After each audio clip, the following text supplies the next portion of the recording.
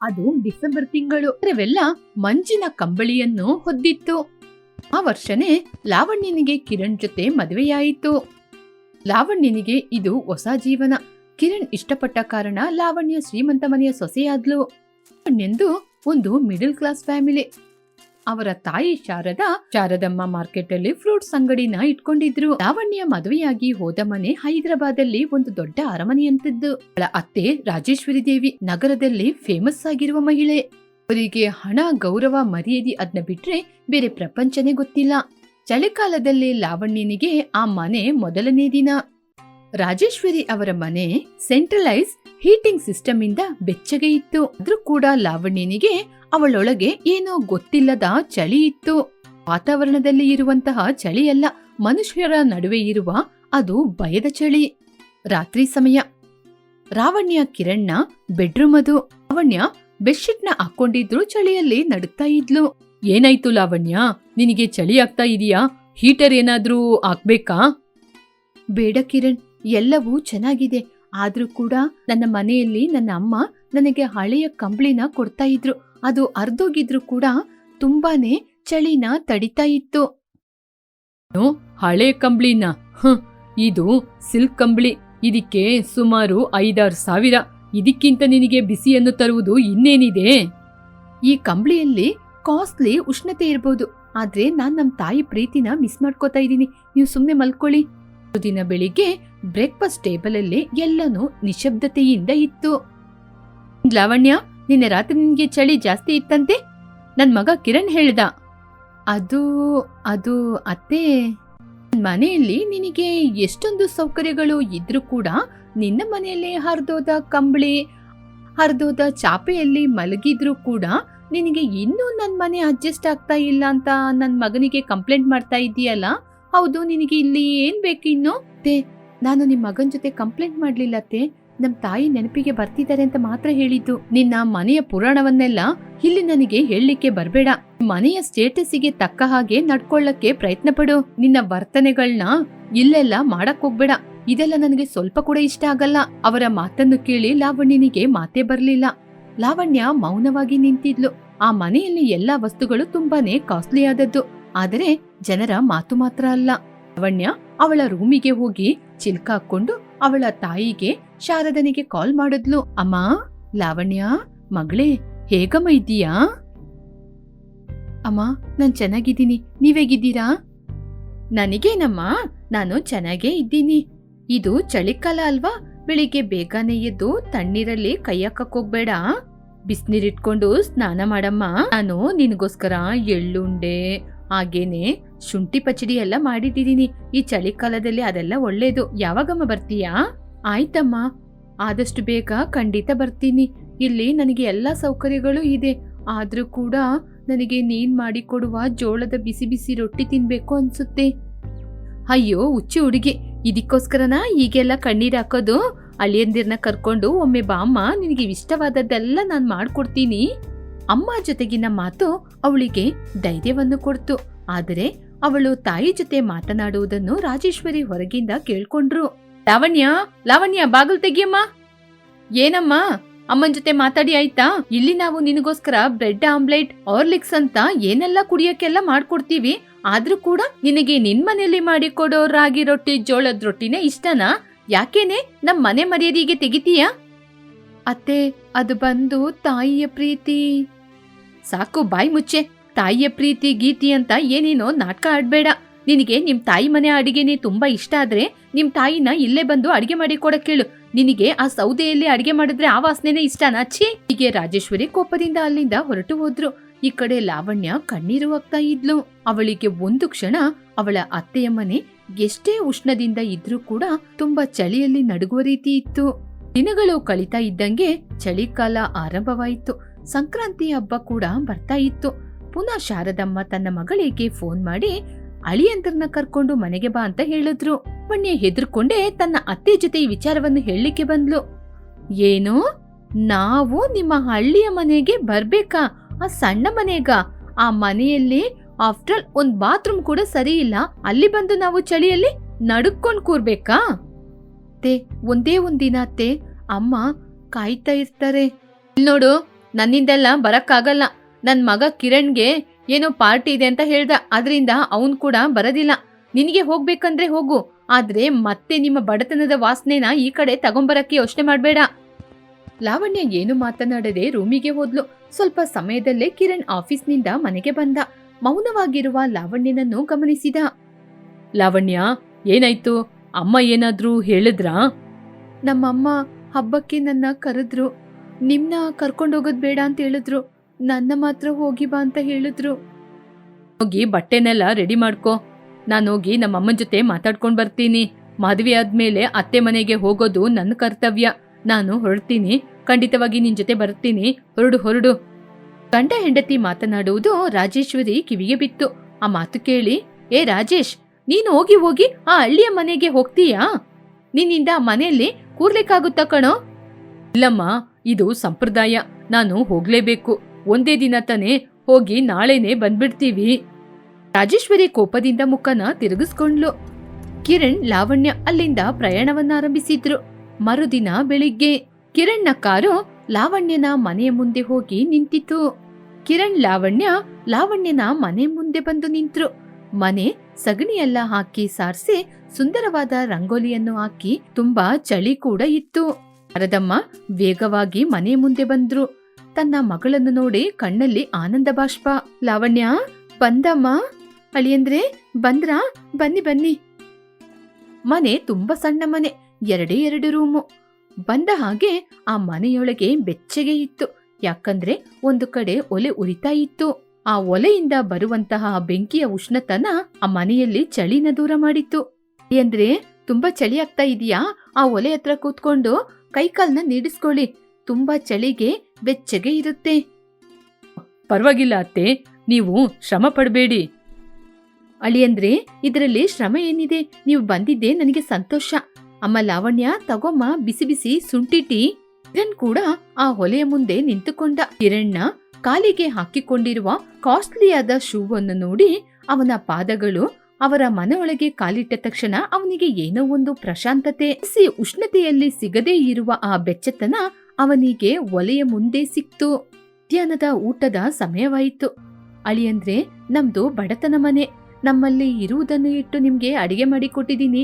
ನೀವು ತೃಪ್ತಿಯಿಂದ ಊಟ ಮಾಡ್ಬೇಕು. ಶಾರದಮ್ಮ ತನ್ನ ಅಳಿಯಂದ್ರನ್ನು ಕೂರಿಸಿ ಬಿಸಿ ಬಿಸಿ ಒಲೆಯಿಂದ ಮಾಡಿದ ಜೋಳದ ರೊಟ್ಟಿಯನ್ನು ತೆಗೆದುಕೊಟ್ಟು, ಹಾಗೇನೆ ಪಕ್ಕದಲ್ಲೇ ಬದ್ನೆಕಾಯಿ ಸಾರು ಹಾಗೂ ಖಾರದ ಚಟ್ನಿ. ಮೊದಲ ತುತ್ತನ್ನು ಬಾಯಲ್ಲಿ ಇಟ್ಟ. ಜೋಳದ ರೊಟ್ಟಿ, ಬದ್ನೆಕಾಯಿ ಹಾಗೇನೆ ಖಾರ ಚಟ್ನಿ ತಿಂದ ತಕ್ಷಣ ಆ ರುಚಿಗೆ ಅವನನ್ನೇ ಮರೆತು ಬಿಟ್ಟ. ಅತ್ತೆ, ಈ ರುಚಿ ತುಂಬಾನೇ ಅದ್ಭುತವಾಗಿದೆ. ನಾನು ನನ್ನ ಜೀವನದಲ್ಲಿ ಈ ರೀತಿ ಒಂದು ರುಚಿಯನ್ನು ತಿನ್ಲೇ ಇಲ್ಲ. ಇದು ತುಂಬಾನೇ ಅಮೃತದಂತಿದೆ. ನೋಡಿದ್ರ ಕಿರಣ್, ಇದೇ ನನ್ನ ತಾಯಿಯ ಕೈ ರುಚಿ. ತಪ್ಪ ಮಾಡೋದು, ನಮ್ದು ಬಡತನ ಕುಟುಂಬ. ಈ ಚಳಿಗೆ ಬಿಸಿ ಬಿಸಿ ರೊಟ್ಟಿ, ಖಾರ ಚಟ್ನಿ ಹೀಗೆ ತಿಂದ್ರೇನೆ ಚಳಿ ಸ್ವಲ್ಪ ಕಡಿಮೆಯಾಗುತ್ತೆ. ನಿಮಗೆ ಬಿಸಿ ಬಿಸಿಯಾಗಿ ಇನ್ನೊಂದು ರೊಟ್ಟಿ ಮಾಡಿಕೊಡ್ಲಪ್ಪ? ಆ ಅತ್ತೆ, ಖಂಡಿತವಾಗಿ. ಹೀಗೆ ಆ ದಿನ ಸಂಜೆ ತನಕ ಕಿರಣ್ ಅವರ ಜೊತೆಗೇನೆ ಇದ್ದ. ಪಕ್ಕದ ಮನೆಯವ್ರ ಜೊತೆ ಎಲ್ಲ ಮಾತಾಡ್ದ. ಅಲ್ಲಿನ ಜನರ ಕೈಯಲ್ಲಿ ಹಣ ಇಲ್ಲ, ಆದರೆ ಬಾಯಿ ತುಂಬಾ ಸಂತೋಷದಿಂದ ಮಾತನಾಡುವ ಗುಣ ಇತ್ತು. ಹೀಗೆ ಆ ದಿನ ರಾತ್ರಿ ಅಲ್ಲಿಂದ ಹೊರಟ. ಲಾವಣ್ಯ ತಿರುಗಿ ಬಂಗ್ಲಾಗೆ ಹೋದ್ರು. ರಾಜೇಶ್ವರಿ ತನ್ನ ಮಗ ಇನ್ನೂ ಬರ್ಲಿಲ್ಲ ಅಂತ ಅವನಿಗೋಸ್ಕರ ಹಾಲಲ್ಲೇ ಕೂತು ಕಾಯ್ತಾ ಇದ್ರು. ಓಹೋ, ಹೋಗಿ ಬಂದ್ರಾ? ಆ ಬಡತನದ ವಾಸನೆಯನ್ನು ಕೂಡ ಈ ಮನೆಗೆ ತಗೊಂಬಂದ್ರಾ? ಆ ಚಳಿಯಲ್ಲಿ ನನ್ ಮಗನ ಕೂಡ ಕರ್ಕೊಂಡೋಗಿ ನಿನ್ ಜೊತೆ ಇರಿಸ್ಕೊಂಡೆ ಅಲ್ವಾ? ಆ ಚಳಿಯಲ್ಲಿ ನನ್ ಮಗ ಎಷ್ಟೊಂದು ಕಷ್ಟಪಟ್ಟಿರ್ತಾನೆ. ಹೌದಮ್ಮ, ಅಲ್ಲಿ ತುಂಬಾನೇ ಚಳಿ ಇತ್ತು. ನಮ್ಮ ಬಾತ್ರೂಮ್ ಅಲ್ಲಿ ಇರುವ ರೀತಿ ಹೀಟರ್ ಇರ್ಲಿಲ್ಲ, ನಮ್ಮ ರೂಮಲ್ಲಿ ಇರುವ ರೀತಿ ಕೂಡ ಹೀಟರ್ ಇರ್ಲಿಲ್ಲ. ಆ ಚಳಿಯಲ್ಲಿ ಕೂಡ ಒಂದು ಉಷ್ಣತೆ ಇತ್ತು. ಉಷ್ಣತೆನಾ? ಹೌದಮ್ಮ, ಮನುಷ್ಯರ ನಡುವೆ ಇರುವ ಉಷ್ಣತೆಯ ಬೆಚ್ಚಗೆ. ಅತ್ತೆಯವರು ನನ್ನನ್ನು ಹೊಲೆ ಹತ್ರ ಕೂರಿಸಿ ನನಗೆ ಕಂಬಳಿಯನ್ನು ಒರೆಸಿದ್ರು. ಹೊಲೆಯಿಂದ ಬಂದಂತಹ ಉಷ್ಣತೆ ನಮ್ಮ ಚಳಿಗೆ, ನಮ್ಮ ಮನಸ್ಸಿಗೆ ಕೂಡ ಚಳಿಯನ್ನು ಓಡಿಸಿ ಬೆಚ್ಚತನವನ್ನು ಕೊಟ್ಟಿತು. ಹೌದು, ಅಡಿಗೆ ಏನ್ ಮಾಡಿದ್ರು? ಅಮ್ಮ, ಅದ್ರ ಬಗ್ಗೆನೆ ಹೇಳಕ್ಕೆ ಬರ್ತಾ ಇದ್ದೀನಿ. ಅಲ್ಲಿ ಜೋಳದ ರೊಟ್ಟಿ ಹಾಗೇನೆ ಬದ್ನೆಕಾಯಿ ಸಾರು, ಖಾರದ ಚಟ್ನಿ ಕೊಟ್ರು. ನನ್ನ ಹೊಟ್ಟೆ ಮಾತ್ರ ಅಲ್ಲದೆ ನನ್ನ ಮನಸ್ಸು ಕೂಡ ತುಂಬಿ ಹೋಯಿತು. ನಿಜ ಹೇಳ್ತಿದ್ದೀನಮ್ಮ, ಅವರು ಬಡವರಲ್ಲ. ಅವ್ರತ್ರ ಪ್ರೀತಿ ಎನ್ನುವ ಸಂಪತ್ತು ಜಾಸ್ತಿನೇ ಇದೆ. ನಮ್ಮತ್ರ ಕೋಟಿಗಟ್ಲೆ ಹಣ ಇದ್ರೂ ನಮ್ಮ ಮನಸ್ಸು ಬಡತನ.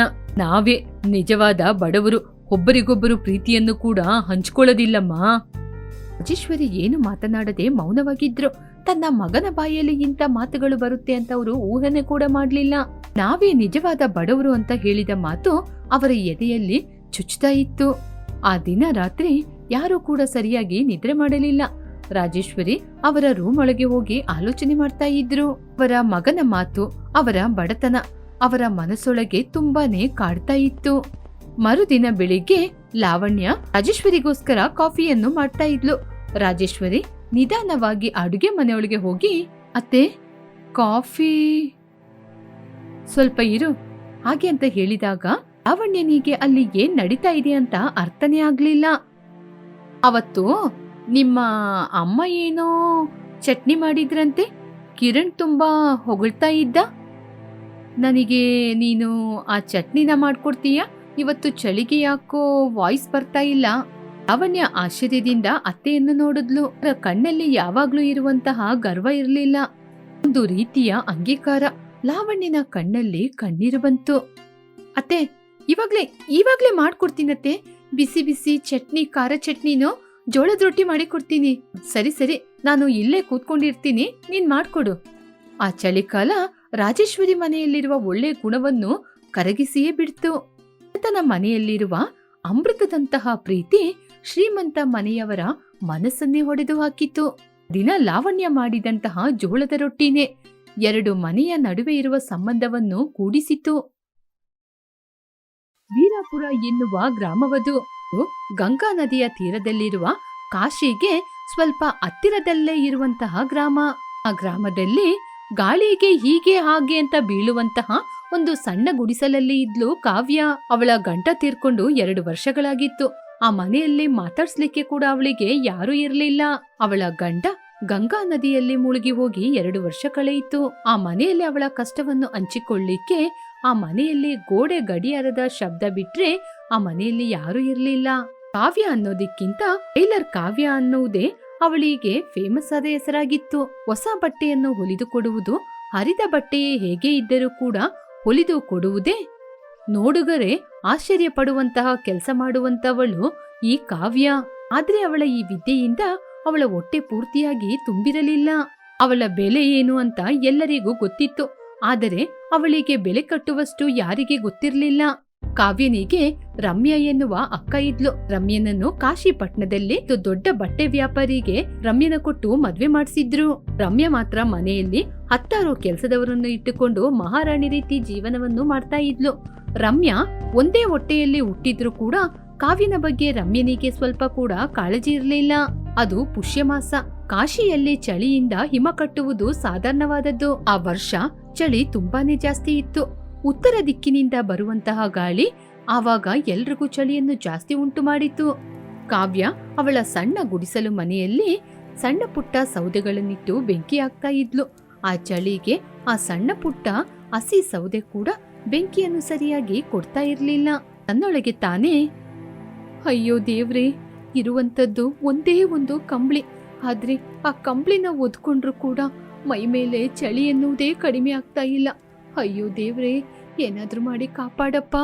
ಹಾಗೆ ಅಂತ ಕಾವ್ಯ ತುಂಬಾನೇ ದುಃಖ ಪಡ್ತಾ ಇದ್ಲು. ತನ್ನೊಳಗೆ ತಾನೇ, ಆ ಶ್ರೀಮಂತಿಕೆ ಮನೆಯಲ್ಲಿ ತುಂಬಾ ಬೆಚ್ಚಗೆ ಹೊಸ ಕಂಬಳಿಯನ್ನೆಲ್ಲ ಒದ್ದಿಕೊಂಡು ಎಷ್ಟು ಸಂತೋಷವಾಗಿ ಆರಾಮವಾಗಿದ್ದಾಳೆ. ಆದ್ರೆ ನಾನ್ ಮಾತ್ರ ಈ ಗುಡಿಸಲು ಮನೆಯಲ್ಲಿ ಕಷ್ಟವನ್ನೇ ಅನುಭವಿಸ್ತಾ ಇದ್ದೀನಿ. ಆ ಕಡೆ ರಮ್ಯಾ ಕಾಶಿ ಪಟ್ಟಣದಲ್ಲಿ, ಈ ಸಲ ಸಂಕ್ರಾಂತಿ ಹಬ್ಬಕ್ಕೆ ನನ್ನ ತಂಗಿನ ಕರಿಬೇಕು. ಎಲ್ಲರನ್ನ ಕರೆದು ವೈಭೋಗದಿಂದ ಹಬ್ಬವನ್ನು ಆಚರಣೆ ಮಾಡ್ಬೇಕು. ಸ್ವಂತ ತಂಗಿ ಕಷ್ಟದಲ್ಲಿರುವಾಗ ಕರೆಯದಿದ್ರೆ ಈ ಸೊಸೈಟಿ ನನ್ನ ತಪ್ಪಾಗಿ ಮಾತಾಡುತ್ತೆ. ಅವಳಿಗೆ ಹೊಸ ಸೀರೆ ಇದೆಯೋ ಇಲ್ವೋ, ಅವಳು ಇಲ್ಲಿಗೆ ಕರೆದಾಗ ಹಳೆ ಸೀರೆನ ಉಟ್ಕೊಂಬಂದ್ರೆ ಎಲ್ಲರ ಮುಂದೆ ನನ್ ಮರ್ಯಾದೆ ಹೋಗುತ್ತೆ. ಅದಕ್ಕೆ ಅವಳನ್ನ ನೋಡಕ್ ಹೋಗುವಾಗ ಅವಳಿಗೋಸ್ಕರ ಹೊಸ ಸೀರೆ ಅಥವಾ ಯಾವ್ದಾದ್ರೂ ಹಳೆ ಸೀರೆನ ತಗೊಂಡೋಗ್ ಕೊಡ್ತೀನಿ. ಹೀಗೆ ಅನ್ಕೊಂಡಿರುವಾಗನೇ ಬಾಗಿಲಲ್ಲಿ ಗಾಡಿಯ ಶಬ್ದ ಕೇಳಿಸಿತು. ಕಾವ್ಯ ಬಾಗಿಲನ್ನು ತೆರೆದು ನೋಡಿದ್ರೆ ಅವಳ ಎದುರಿನಲ್ಲಿ ಅವಳ ಅಕ್ಕ ರಮ್ಯಾ ಫ್ಯಾಷನ್ ಡ್ರೆಸ್ ಹಾಕೊಂಡು ರಮ್ಯಾ ನಿಂತ್ಕೊಂಡಿದ್ಲು. ಅವಳ ಪಕ್ಕದಲ್ಲೇ ಅವಳ ಮನೆಯ ಕೆಲಸದವನು ಕೈಯಲ್ಲಿ ಏನೋ ಸೀರೆ ಇಟ್ಕೊಂಡು ನಿಂತಿದ್ದ. ರಮ್ಯಾ ಮೂಗನ್ನು ಮುಚ್ಚಿಕೊಂಡು, ಏನೇ ಈ ಮನೆ, ಈ ಮನೆಯಲ್ಲಿ ಸ್ವಲ್ಪ ಗಾಳಿ ಓಡಾಟ ಕೂಡ ಇಲ್ಲ. ಹೌದು, ಈ ಮನೆಯಲ್ಲಿ ನೀನು ಹೇಗೇನೆ ಇದ್ದೀಯಾ? ನನ್ನಿಂದಿರಕ್ಕಾಗಲ್ಲಪ್ಪ.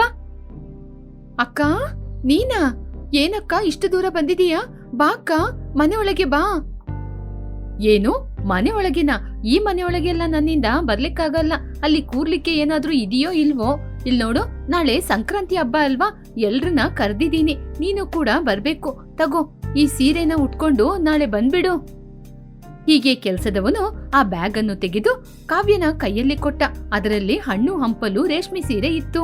ಅಕ್ಕ, ಇದ್ಯಾಕಕ್ಕ ನನಗೆ? ನಾಳೆ ನನ್ನ ಮನೆಯ ಹಬ್ಬಕ್ಕೆ ದೊಡ್ಡ ದೊಡ್ಡ ಶ್ರೀಮಂತರೆಲ್ಲ ಹೊಸ ಹೊಸ ಬಟ್ಟೆನ ಹಾಕೊಂಡು ಬರ್ತಾರೆ. ಅವ್ರ ಮುಂದೆ ನೀನು ಹರ್ಕಲು ಬರ್ಕಲು ಬಟ್ಟೆ ಹಾಕೊಂಡ್ ಬಂದ್ರೆ ಚೆನ್ನಾಗಿರುತ್ತಾ? ನಾಳೆ ಪೂಜೆಗೆ ಬರುವಾಗ ಈ ರೇಷ್ಮೆ ಸೀರೆನ ಉಟ್ಕೊಂಬ, ಅದಕ್ಕೆ ತಂದಿದ್ದು. ಸರಿ, ಟೈಮ್ ಆಯ್ತು, ನಾನಿನ್ನು ಹೊರಡ್ತೀನಿ. ರಮ್ಯನ ಮಾತಿನಲ್ಲಿ ತಂಗಿ ಮೇಲೆ ಇರುವ ಪ್ರೀತಿಗಿಂತ ಅವರ ಗೌರವನೇ ಹೆಚ್ಚಾಗಿ ಕಾಣ್ತಾ ಇತ್ತು. ಬಂದ ವೇಗದಲ್ಲೇ ಎಲ್ಲವನ್ನು ಕೊಟ್ಟು ಅಲ್ಲಿಂದ ಹೊರಟೇ ಹೋದ್ಲು. ಕಾವ್ಯ ಆ ರೇಷ್ಮೆ ಸೀರೆಯನ್ನು ತೆಗೆದು ನೋಡಿದ್ಲು. ಆ ಸೀರೆ ನೋಡ್ಲಿಕ್ಕೆ ತುಂಬಾನೇ ಚೆನ್ನಾಗಿತ್ತು.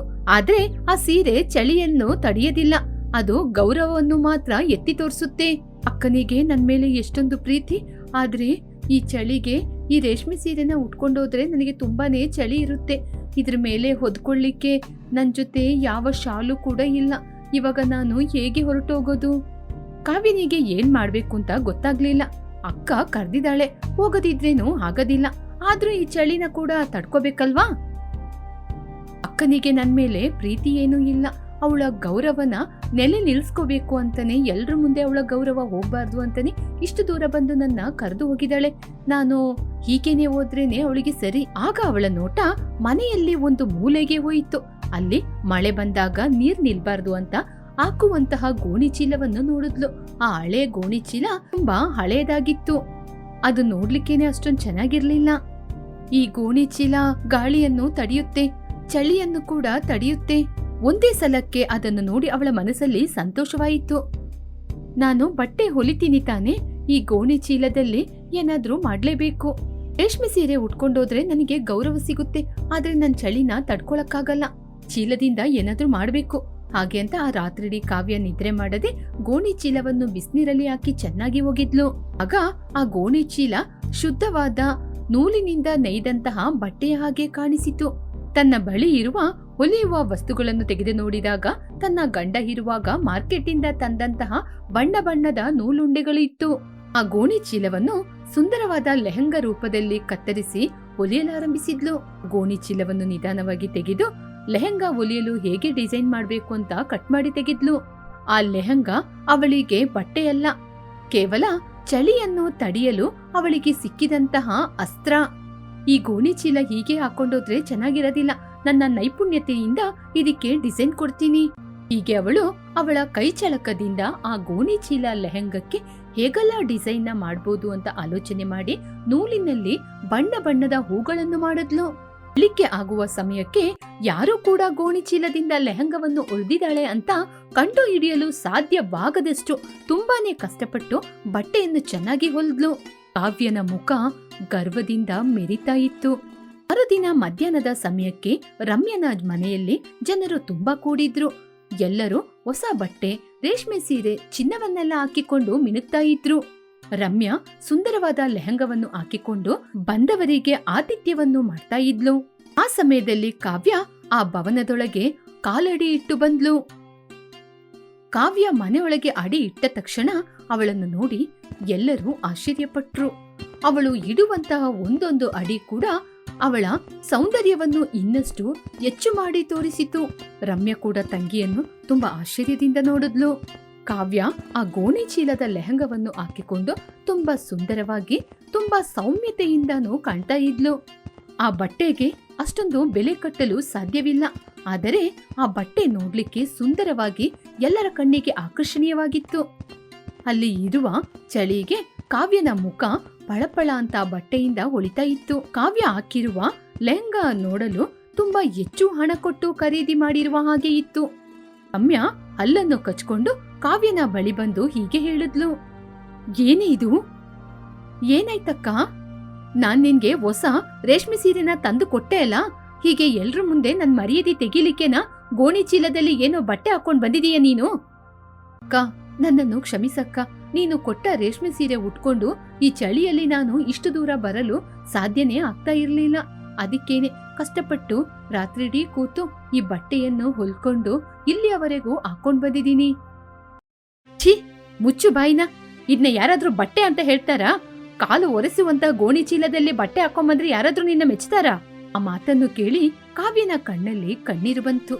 ಛೆ, ನಾ ಇಷ್ಟೊಂದು ಕಷ್ಟಪಟ್ಟಿದ್ದೆಲ್ಲ ವ್ಯರ್ಥವಾಯ್ತಾ ಅಂತ ಆಲೋಚನೆ ಮಾಡಿದ್ಲು. ಇದನ್ನೆಲ್ಲ ಅತಿಥಿಯಾಗಿ ಬಂದವರಲ್ಲಿ ಒಬ್ಬರು ಭಾಸ್ಕರ್ ಅವರು ಕೇಳ್ಕೊಳ್ತಾ ಇದ್ರು. ಅವರು ಆ ಊರಿನಲ್ಲಿ ದೊಡ್ಡ ಟೆಕ್ಸ್ಟೈಲ್ ಅಂಗಡಿಯವರು.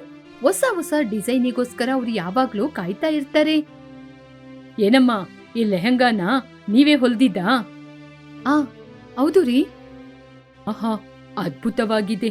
ಇಂಥ ಮೆಟೀರಿಯಲ್ ಅಲ್ಲಿ ಇಷ್ಟು ಚೆನ್ನಾಗಿ ಲೆಹಂಗಾ ಮಾಡ್ಬೋದು ಅಂತ ನಿಮಗೆ ಹೇಗೆ ಇಷ್ಟೊಂದು ಆಲೋಚನೆ ಬಂತು? ಇದು ಸಾಧಾರಣವಾದ ಬಟ್ಟೆ ಅಲ್ಲ, ನಿಮ್ಮ ಒಂದು ಕಲೆ.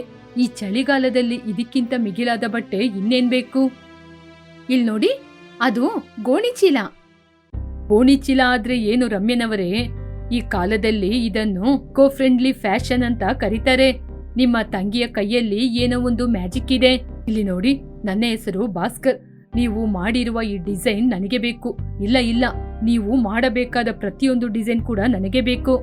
ನಾನೊಬ್ಬ ಬಿಸ್ನೆಸ್ ಮ್ಯಾನ್. ನಾನು ಮಾಡುವಂತ ಈ ಬಿಸ್ನೆಸ್ ಅಲ್ಲಿ ನಿಮಗೆ ಹೊಸ ವಿಭಾಗವನ್ನು ಕೊಡ್ತೀನಿ. ಅಲ್ಲಿ ನೀವು ನಿಮಗೆ ಇಷ್ಟ ಬಂದ ಹಾಗೆ ಡಿಸೈನ್ ಆಗಿ ಬಟ್ಟೆ ಹೊಲಿದು ಕೊಟ್ರೆ ಸಾಕು.